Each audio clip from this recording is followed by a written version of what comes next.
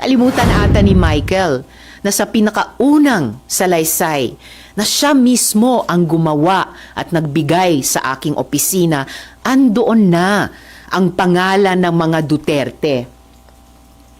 Sinulat niya, quote, "Minsan po nagvi-visit doon si former Pres Duterte at VP Sara Duterte." Kung may nagbayad kay Michael, di ako magtataka kung KOJC yan. Yan ang totoong modus nila. Mga witnesses na naglahad sa mga abusong ginawa sa kanila ni Kibuloy at ng KOJC.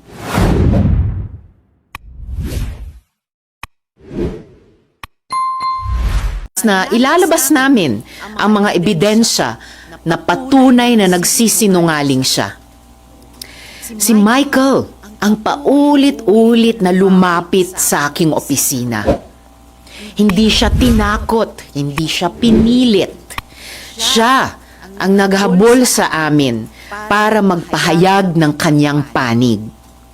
Narito ang mga resibo. Noong December 14, 2023, he emailed my office. Sabi niya, quote, "Dati rin po akong worker ni Pastor Kibuloy. Tumiwalag dahil sa pang-aabuso at pananakit. Ngayon lang nagkaroon ng lakas ng loob dahil na rin sa takot. Baka ipapatay ako." Close quote. Taliwas yan sa sinasabi niyang nakumbinsi daw siya na tumestigo para mabayaran.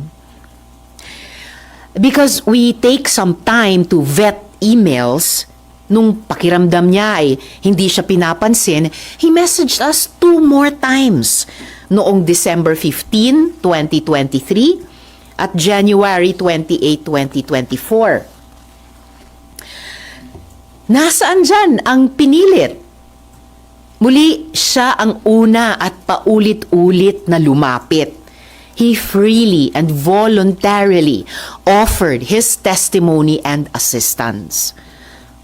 Pangalawa, inutusan daw si Michael na idamay at idagdag sa testimonya niya si dating Pangulong Duterte at VP Sara Duterte. Kalimutan ata ni Michael na sa pinakaunang salaysay na siya mismo ang gumawa at nagbigay sa aking opisina, andoon na ang pangalan ng mga Duterte. Sinulat niya, quote, "Minsan po nagvi-visit doon si former Pres Duterte at VP Sara Duterte." Close quote. Siya ang nagbigay at nagsulat niyan. Again, walang pumilit. Siya ang nagkusang loob. No one paid him. No one coerced him. I cannot stress this enough. In fact, on February 7, 2024, he was the one who asked us for money. Quote, "I just want to ask if her office give a financial assistant. I want to buy a new laptop." Close quote. Malinaw ang sagot namin sa kanya. Our office has a strict policy of not providing financial assistance to potential witness and witnesses. He knew that. And yet now, on video, he claims we gave him 1 million pesos. That is a lie. And he knows it. Pati sa detalye ng tinulugan, ang sinungaling niya. Wala akong condominium na pagmamay-ari. Michael wasn't staying at one place. Inililipat siya sa iba't ibang safe house na inayos katulong ang religious groups at civil society dahil na rin sa sinabi niyang banta sa kanyang buhay. Again, mga kasama, he was moved between safe houses because he was afraid that his life was in danger. This is our system of coordinating witness safety since the Duterte years. Kung may nagbayad kay Michael, di ako magtataka kung KOJC yan. Noong February 22, 2024, umamin si Michael sa aming opisina na kinukumbinsi daw siya ng mga kakilala sa KOJC para mag-recant o magbumawi sa hearing.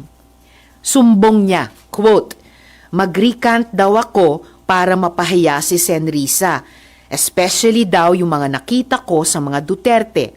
Bibigyan daw ako ng malaking pera, itatago daw ako, at bibigyan ng magaling na abogado," close quote. Yung inaakusa nila na pagbabayad at pagtatanim ng witness, mukhang sila ang gumagawa. So, sino talaga ang may modus? I also want to note na nag-reach out sa amin yung ilang testigo pa sa Kibuloy hearing at sinabi na handa silang patunayan na hindi sila binayaran para tumestigo. Remember that Michael is only one of 14 witnesses na hindi nga siya ang star witness. Michael also claims that I threatened him. Yet, on June 22 and 23, 2025, just this month, just last week, Michael was the one frantically messaging my staff. Sabi niya, quote, "Help me, kinidnap ako at tinatakot ako ng kingdom. Dito ako kinulong sa Glory Mountain. Send rescue now," close quote. We took his messages seriously. We forwarded them to the PNP in Davao for immediate action. At noong kumikilos na ang PNP, biglang lumabas ang video. Bago pa iyan, nakailang mensahe na rin si Michael na hinaharas siya ng ilang hindi kilalang individual pagkatapos ng pagdinig sa Senado. Katulad iyan ng nangyari sa Farmally hearings, kung saan dokumentado namin yung pagsumbong ng witnesses na siya ay tinakot at hinaras ng kampo ng Farmally. Yan ang totoong modus nila. So this is the real pattern here. After testifying in the Senate, witnesses are harassed and threatened, and then suddenly flipped. So let's call this what it is: witness tampering, fake news, psychological warfare. Ang mga kasinungalingan ay insulto sa pagdurusa at tapang ng mga witnesses. Tandaan natin, 14 sila. Mga witnesses na naglahad sa mga abusong ginawa sa kanila ni Kibuloy at ng KOJC. Sinungaling na nga nang haharas pa. Michael exposed people who trusted the Senate with their stories.